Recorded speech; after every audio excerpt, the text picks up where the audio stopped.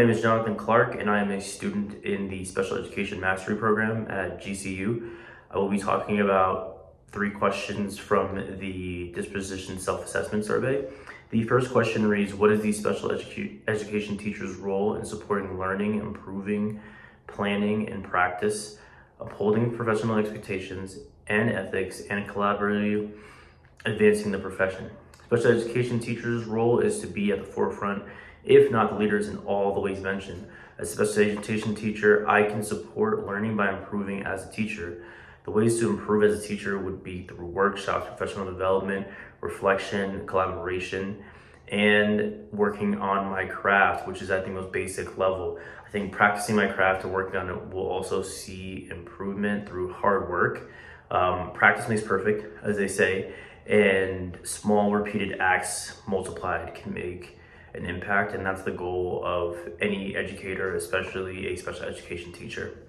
Again, as a special education teacher, I need to be at the forefront, if not the leader, of professional expectations, ethics, and always adhering to the laws that are in place, keeping in mind the confidentiality, respect, equity, and advocacy of my students as I proceed in my career.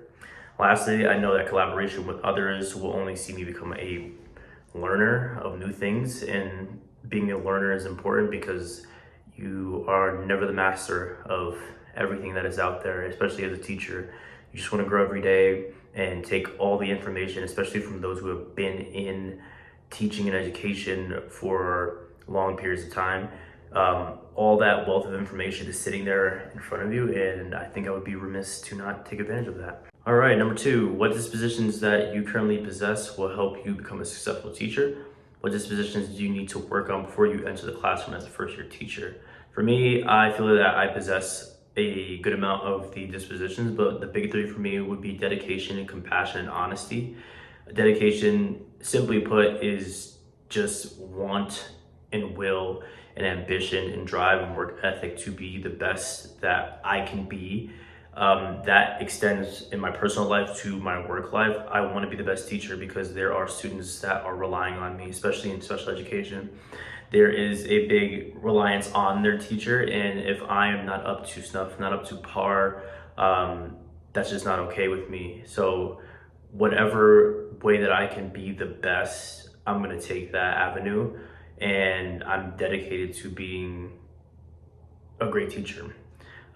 Compassion wise, I think that compassion for my students stems from my experience as a student.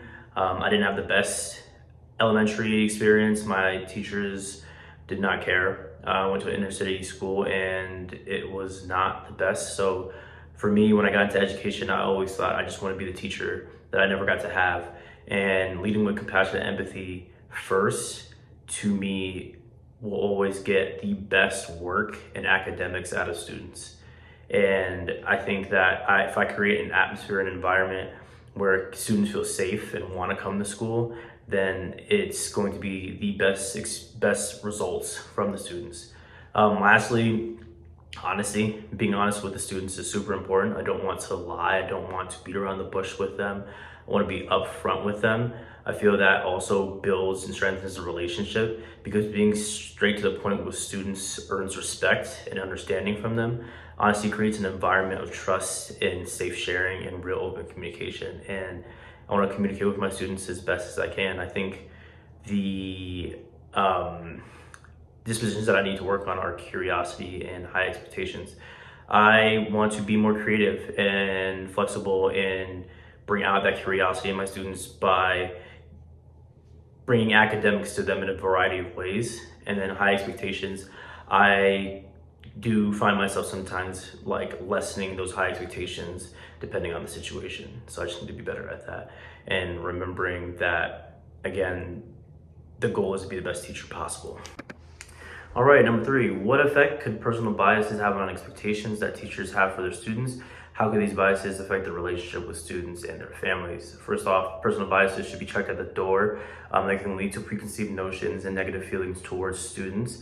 It can lead to a teacher not putting their all into a student based off of what they think they know about a student, which reinforces stereotypes, builds walls between the student and the teacher in the relationship. And this can also leak into the relationship with the parents.